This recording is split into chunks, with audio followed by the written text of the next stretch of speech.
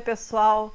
Estamos no ar, trazendo para você o resultado do nosso trabalho, que objetiva apresentar aqui na TV Viçosa um programa que informa e acrescenta no seu dia a dia. Lembrando que não é preciso mostrar beleza aos cegos e nem dizer verdades aos surdos. Basta não mentir para quem te escuta, nem decepcionar os olhos que te veem, não é verdade? E no primeiro bloco do programa de hoje, nós vamos conversar com Adonai Fineza. Ele é professor, doutor em Engenharia Civil, é empresário da Baruch Engenharia e gestor do curso de Engenharia Civil da Univiçosa. E com ele nós vamos conversar sobre as oportunidades no mercado, para a engenharia civil, apesar da crise. Professor Adonai, muito obrigada por aceitar o nosso convite. É um prazer estar aqui com você, Soninha. Tudo bem? Tudo bem, graças a Deus. Então, professor, mesmo diante da crise, o mercado oferece boas oportunidades para o engenheiro civil? Oferece sim, Soninha, porque a engenharia civil ela é uma disciplina muito ampla, um curso muito amplo. Então você tem várias áreas de atuação dentro da engenharia civil. E o que o país mais precisa mesmo hoje, o Brasil, é infraestrutura.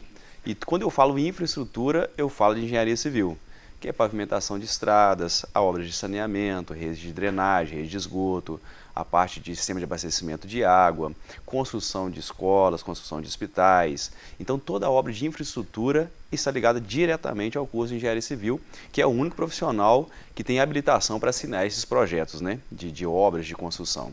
Então realmente é um mercado muito amplo, o mercado da engenharia civil. Apesar de o país não investir muito, em infraestrutura. Isso, o grande problema é que o Brasil hoje passa por essa crise econômica, uma crise, a gente não vai entrar nesse mérito, mas uma crise criada pela política, porque o Brasil tinha tudo para ser um dos maiores países do mundo. A gente tem território, a gente tem recurso natural, a gente tem um povo trabalhador, então a gente tem tudo para crescer, geograficamente, sem dúvida alguma, o melhor país do mundo. E infelizmente essa crise foi instaurada no Brasil. Mas mesmo apesar da crise e a falta de recurso, por causa de muito desvio, a gente ainda tem uma necessidade muito grande. Então, se for pegar o mercado de trabalho aqui na região sudeste, onde você forma muito engenheiro, é mais difícil mesmo. Agora, região nordeste, norte, centro-oeste, a necessidade do profissional é muito grande. Então, a pessoa que forma hoje engenharia civil, se entrar na estrada, pegar o trecho, sem dúvida alguma tem muita vaga de trabalho. E qual a área da engenharia civil que mais está rendendo? Essa é a pergunta que muitos estudantes fazem para mim. Professor, qual que é a área mais necessária da engenharia civil? Eu diria para você que todas. A área mais atingida com a crise foi a construção civil, a construção de edifícios, residência, porque quando a gente fala em crise econômica, o primeiro setor atingido pela crise é o setor de construção civil. Então as pessoas param de investir, as pessoas param de comprar, e imóvel é um dos bens mais caros que existe, então as pessoas limitam a compra de imóveis. Só que existe um porém, quando a economia retoma também é o setor que existe mais investimento. Então o Brasil hoje prevê um crescimento de 0,5% esse ano e 1,8% ano que vem. Significa que a partir do ano que vem as obras vão retomar, principalmente o setor de construção civil. É a área que mais desemprega com a crise, mas também é a área que mais vai empregar com a economia retomando o crescimento. Então, todas as áreas de engenharia civil elas são muito necessárias. O Brasil hoje ele tem uma malha, fala assim, o Brasil é um país rodoviário, mas a malha rodoviária do Brasil é muito precária. O Brasil deveria adotar um sistema ferroviário pelas suas dimensões continentais, mas mesmo tendo um sistema rodoviário implementado, a nossa malha é muito ruim, a nossa pavimentação é muito ruim. Adotou-se o pavimento flexível, que é o asfalto, mas não é feito um projeto adequado, não é executado um projeto adequado e não é feita uma manutenção adequada. Então, hoje a gente tem um sistema muito precário em todas as áreas, seja saneamento, seja na área de estradas, seja na área de infraestrutura urbana, de pavimentação. Sistema de trânsito brasileiro é uma loucura, E aí ontem mesmo eu estava conversando com alguns professores, a gente acha um absurdo o preço do automóvel que é vendido no Brasil. Então o Gol, por exemplo, ele é fabricado no Brasil, em São Paulo, ele é vendido no Chile a 18, 19 mil reais. Então por que ele é um absurdo de caro? Porque a montadora ganha 100%, o governo ganha 100% de imposto, a revendedora, que é a concessionária, quer ganhar 100% também, e quem paga o preço é o brasileiro. Então o brasileiro acaba sendo muito pacato em relação a várias situações. A economia está assim também por causa do povo brasileiro que não briga, sabe? Ele não discute esse tipo de coisa, sobre economia. Então, agora imagina um preço do automóvel sendo jogado para 1/3 ou 25% do preço que ele é comercializado hoje. O trânsito em São Paulo, Rio de Janeiro, Belo Horizonte, as capitais já é caótico. Viçosa mesmo. Olha como é que é o trânsito no horário de pico. Tenta andar na Castelo Branco com horário de pico, por exemplo. É muito difícil. Imagina um automóvel aí saindo, um automóvel zero saindo a 20 mil reais, 18 mil reais.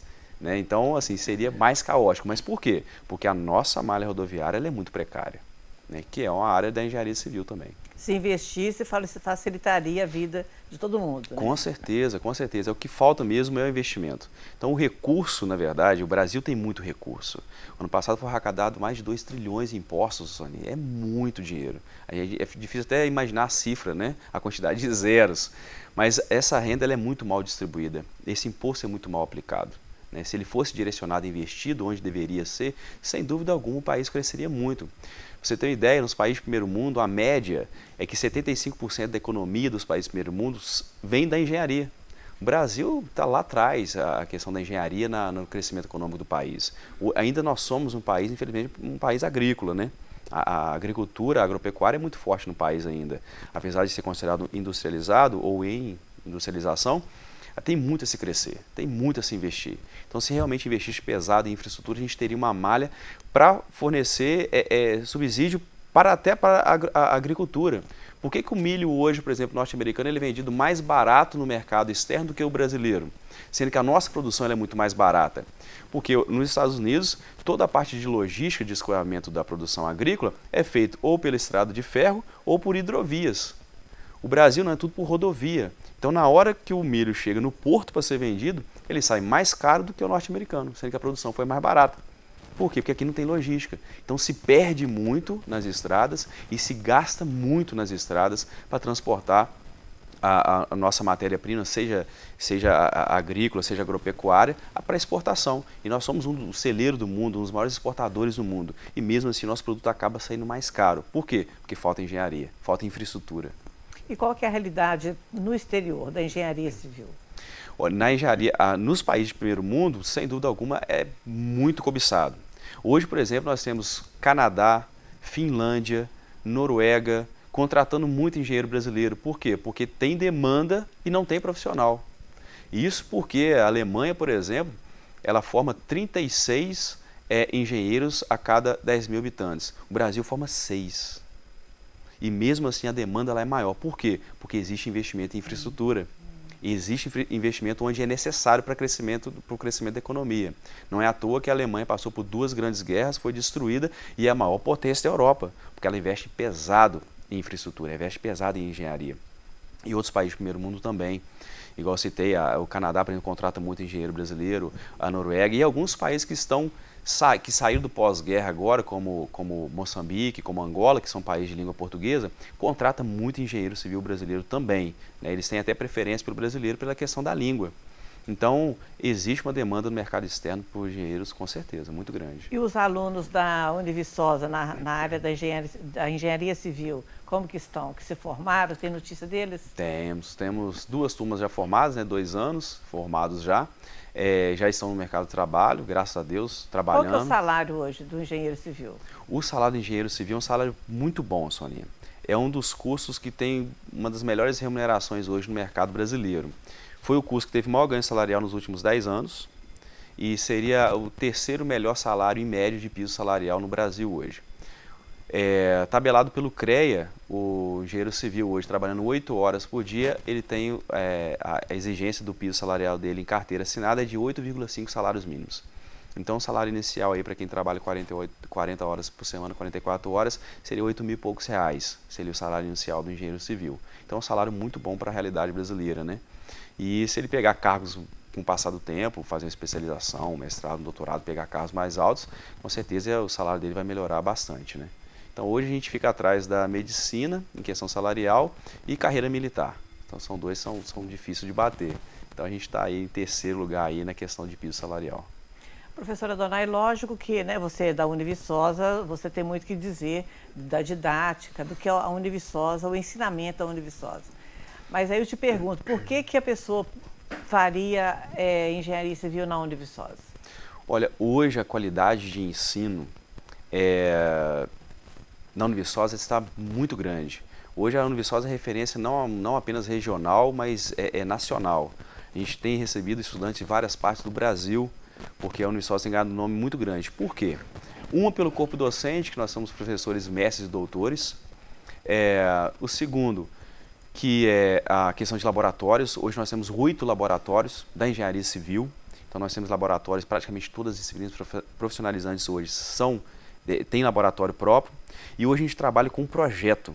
Então não é mais aquela cultura antiga que é empregada na maioria das faculdades, que é você entrar na sala de aula e ficar calculando, e o professor só lhe ensinando. Então hoje a gente trabalha com metodologia ativa. Prática, né? Prática.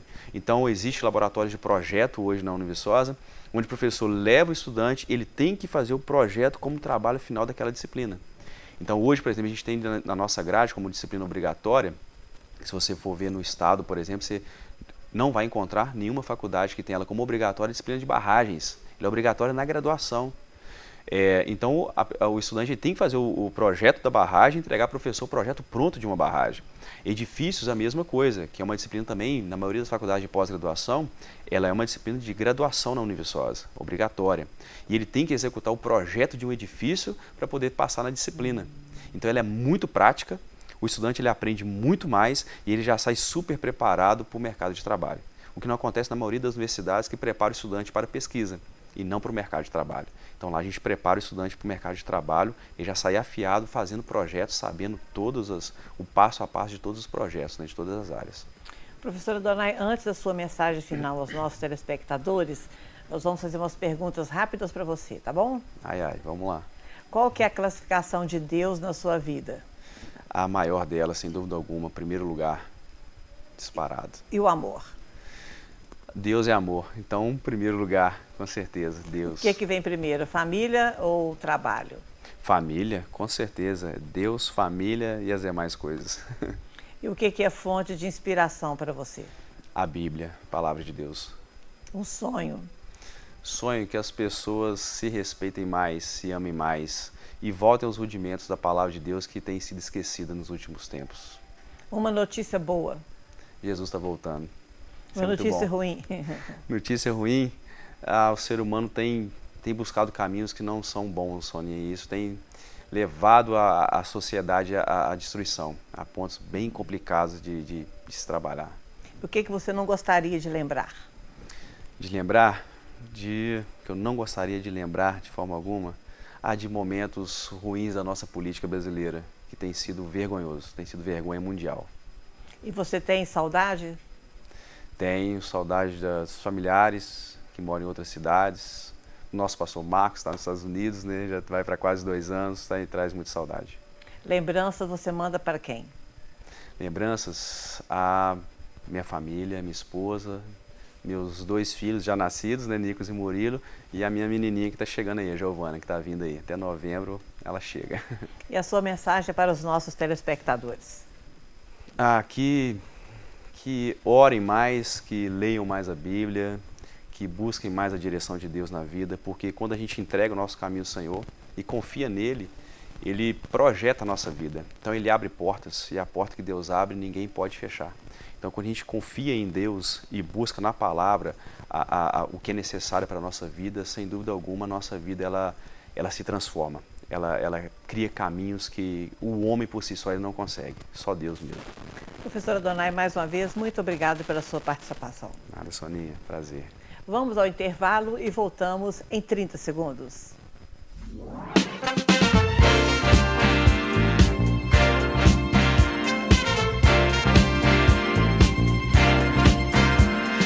What's the sense in sharing this one?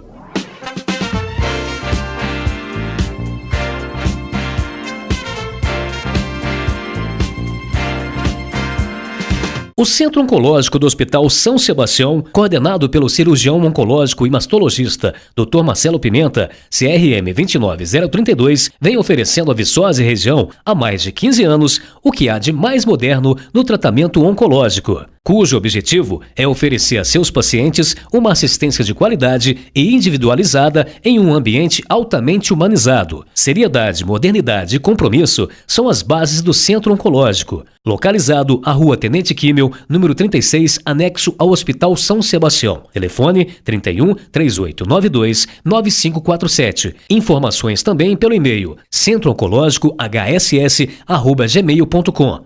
Aquela doença tem cura. A Univiçosa é uma das maiores faculdades particulares do interior de Minas Gerais. O modelo de ensino e aprendizagem capacita os estudantes para atender às expectativas e às necessidades da sociedade. A Univiçosa vai consolidar a sua formação através de estágios, treinamentos e intercâmbios. Estudar na Univiçosa é se preparar muito bem para vencer os desafios dos novos tempos. Dr. Vinícius Expedito Martins, médico psiquiatra e membro da Associação Brasileira de Psiquiatria. Em seu consultório, à Rua Professor Alberto Pacheco, número 125, sala 701, Viçosa, o Dr. Vinícius atende durante todos os dias da semana e você pode agendar a sua consulta pelo telefone 971 35 15 57, porque ser médico é ser humano.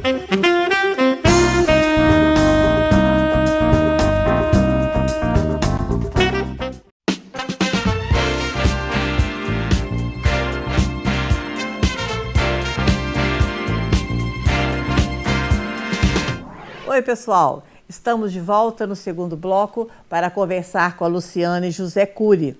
Ela é graduada pela PUC de Curitiba, pós-graduada em Fisioterapia Cardiorrespiratória pela Universidade de Paraná, Curitiba, coordenadora do Serviço de Fisioterapia do Hospital São João Batista e também fisioterapeuta no Centro de Terapia Intensiva no mesmo hospital.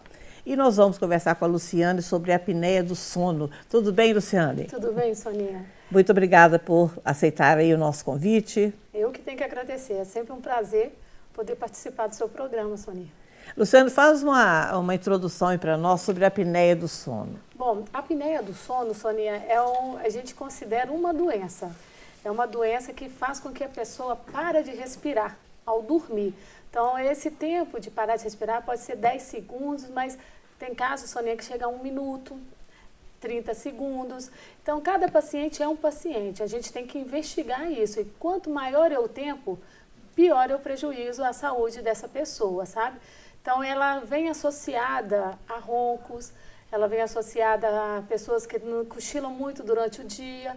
Então, a apneia do sono é considerada a apneia uma parada total na respiração ao dormir.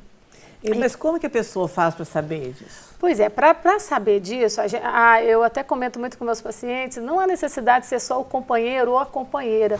Um pai, um avô ou o próprio filho saber dos pais, eles têm que estar sob vigia do sono, né? É aquela pessoa que ronca muito na noite, é aqueles roncos frequentes, é aquela pessoa que sempre está incomodada no dia seguinte. Ai, olha, meu bem, não dormi nada. Aí, mas você dormiu a noite inteira? Não, dormi nada, dormi mal, reclama de fadiga muscular, cansaço, desempenho, assim, até na questão do trabalho, há uma redução intelectual, é um prejuízo socioeconômico, Soninha. Então, a apneia, ela tem um prejuízo muito acentuado, grave, na vida da pessoa que tem apneia de sono. Então, igual você me perguntou, como saber? São esses sintomas que vão aparecer que você deve procurar um profissional especializado na área que a gente considera, né? Para procurar ver o que é, o porquê que você está tendo apneia. Porque aí nós teremos vários motivos também de causas de apneia do sono.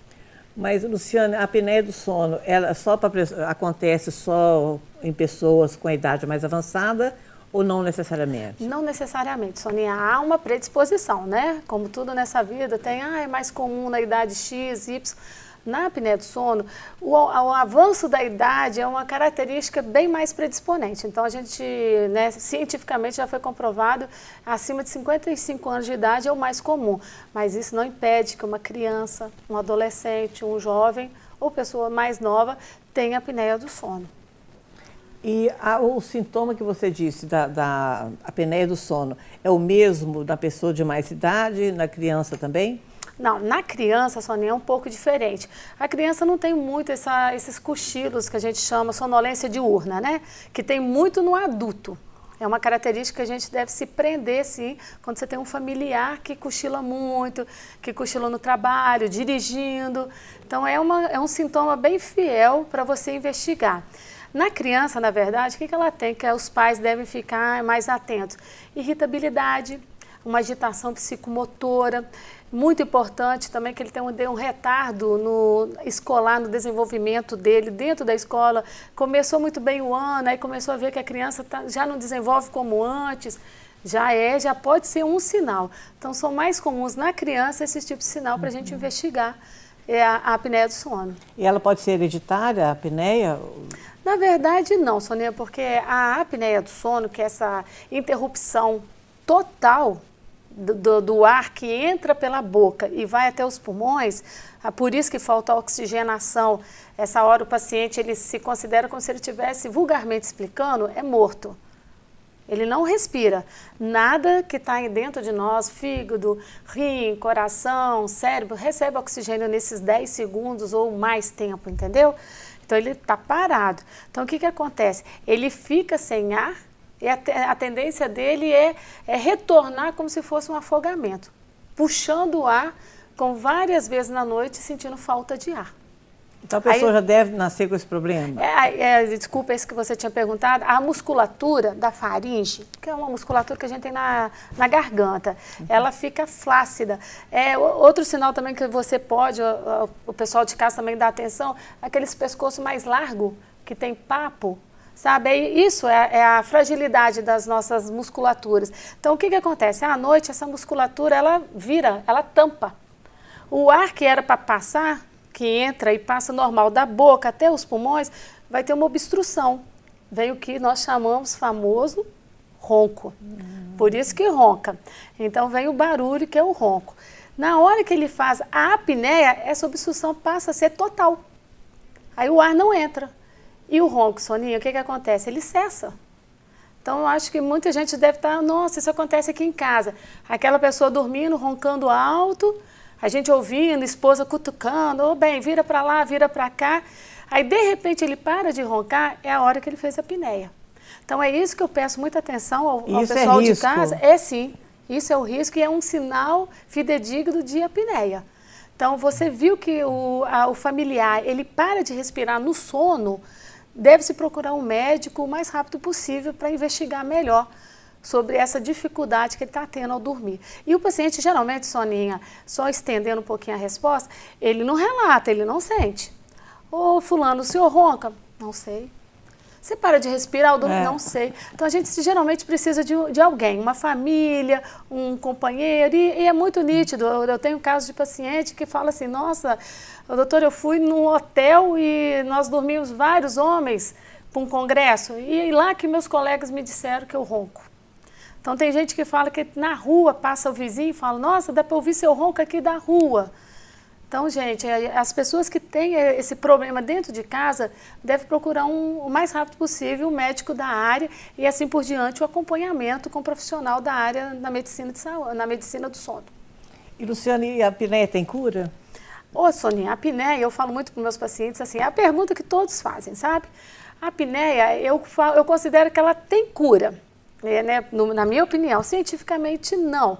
Por quê? Você vai fazer um tratamento para evitar a progressão. Evitando a progressão, você não vai ter sintomas e sinais mais, se você fizer o tratamento adequado. E qual que é esse tratamento? O tratamento, Soninha, na verdade é um tratamento individualizado, né? Para cada paciente. Tem muito relacionados às causas da apneia.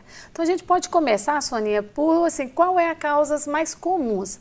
Então, a causa mais comum, a gente vê assim, quando que eu vou procurar então, Luciane, um médico? Quando que eu vou procurar um médico se o meu marido está roncando? Olha, o ronco, Soninha, ele na verdade, ele é uma doença, tá? Então, eu falo assim, ronco, tem que investigar. Então, fala, mas Luciane, ele ronca só de vez em quando. Aí eu falo, então, o de vez em quando, para ficar bem mais claro para vocês, é assim, quando a pessoa janta e vai deitar, né, uma refeição mais pesada, acontece o ronco. Uma pessoa obesa, Soninha, ronca, a tendência da obesidade é a piorar o ronco.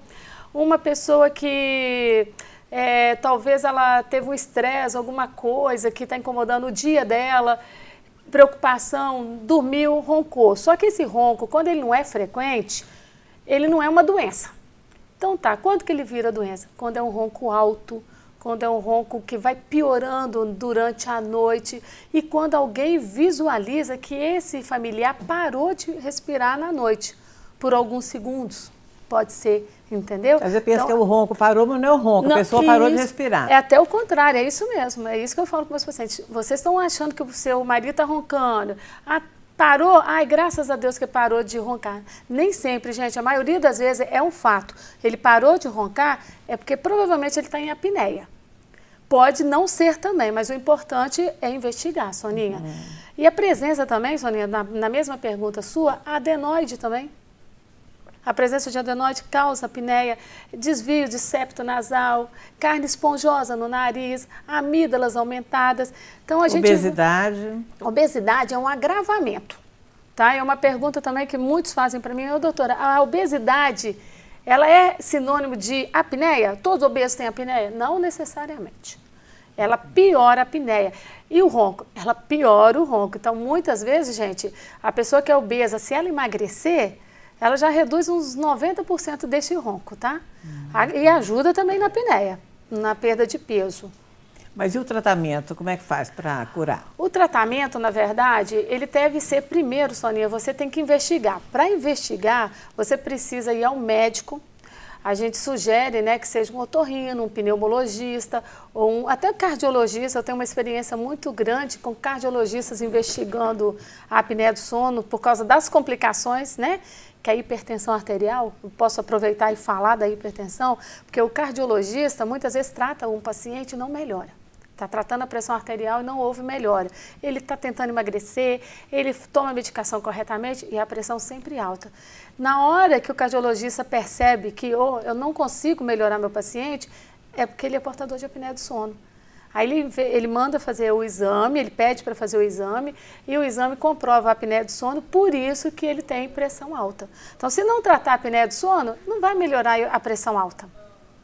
A hipertensão, ela é uma consequência da apneia do sono. Então, muitas vezes, a gente tratando a apneia do sono, a gente consegue abolir até medicações dos hipertensos. E esse tratamento, como é que é feito? Esse tratamento, ele é feito com mudanças de hábito. Nós temos muitas coisas que mudar na rotina da vida do paciente. Não são coisas difíceis, fáceis, acessíveis. Então, tem que ter uma equipe multidisciplinar, que eu posso citar algumas só para você ter uma ideia, que é uma nutricionista, muitas vezes um psicólogo, porque envolve em alguns pacientes, não são todos, um quadro de depressão.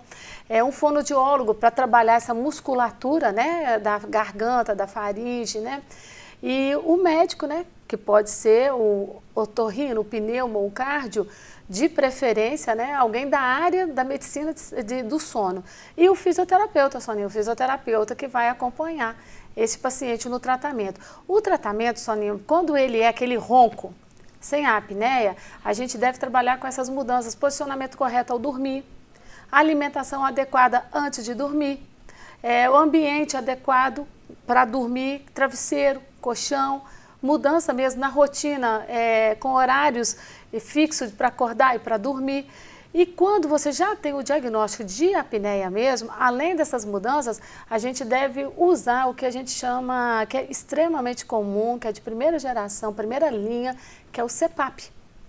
O CPAP é um aparelho do sono, que a gente é o mais comum, é o que dá resultados excelentes na qualidade de vida do paciente. E é teste CPAP? O CPAP é um aparelho eletrônico, Soninha, ele é ligado na tomada e ele é indicado por um exame, que na verdade o exame antes do tratamento tem que ter certeza se eu tenho ou não apneia, né? E para você ter certeza se você tem apneia, deve-se fazer o exame que é chamado de polissonografia. A polissonografia é um exame feito numa clínica do sono. Alguns lugares, mais grandes centros, existe até o exame já na casa do paciente, que é muito bom, né? Que faz o exame no próprio quarto do paciente, no próprio colchão, né? Aí talvez até favorece um pouco mais, né, o conforto ao nosso paciente. Mas o mais comum, Soninha, é esse paciente ir para uma clínica do sono, Ele vai dormir uma noite inteira lá, vai ser monitorizado cerebralmente, cardíaco, pulmonar, membros, né, se mexe, então vai passar uma noite em torno de umas 6, 7 horas dormindo, tá? A maioria fala que não dorme, mas dorme. Em cima disso, em cima desse teste, vai ter um médico especializado na área analisando o sono do paciente, às 7 horas. E esse médico vai concluir se ele tem ou não a apneia do sono. Então, é um exame, gente, que é fato, tem que ser realizado para dar o diagnóstico de apneia do sono. Com esse exame, ele vem até a equipe ou o profissional especializado para a gente gerar um protocolo de tratamento. Quando chega a apneia C, ela pode ser leve, moderada ou grave. A apneia grave e moderada é indicação de CPAP, que é esse aparelho que você perguntou para mim. Ele é um aparelho eletrônico que a pessoa tem que usar ao dormir. Ele tem vários tipos de máscaras que a gente pode... É aí que entra a questão do fisioterapeuta. O fisioterapeuta respiratório, tá, Soninha? Tem que ser o profissional da área, não adianta ser um fisioterapeuta. Tem que ser o fisioterapeuta que é da área da medicina do sono, que é da área da apneia do sono e é um fisioterapeuta respiratório. Ele vai adaptar várias máscaras no rosto, que é a questão do teste, até ver qual a interação, qual a face, né, a interface melhor para esse paciente. E esse aparelho, Soninha, ele gera uma pressão positiva dentro do pulmão. Eu não expliquei que a apneia é a parada total de respirar? Esse aparelho, gente, ele não deixa o paciente roncar e nem parar de respirar mais. Então, essa pressão que o fisioterapeuta que vai colocar, que achar o ideal em cima do exame que ele trouxer e da história clínica, né? A gente vai colocar essa pressão, ele vai passar a noite inteira com o aparelho e a vida dele vai melhorar muito, qualidade de vida melhora, desempenho no trabalho, no estudo, tudo melhora, Soninha. A vida do paciente é outra, já assim, 2, 3 dias de uso. Luciana, sua mensagem aos nossos telespectadores.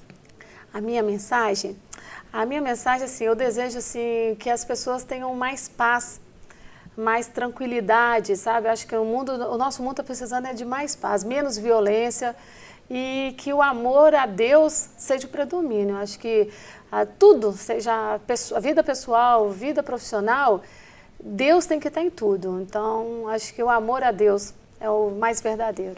Muito obrigada. E hoje o nosso programa está terminando. Obrigada pela sua audiência e não se esqueça de compartilhar com a gente a sua ideia, o que você viu e mandar o seu recado para nós através do WhatsApp 99511 4273. Fique com Deus e até o próximo programa, se Deus quiser.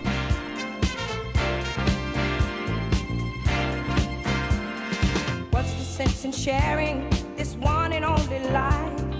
Ending up just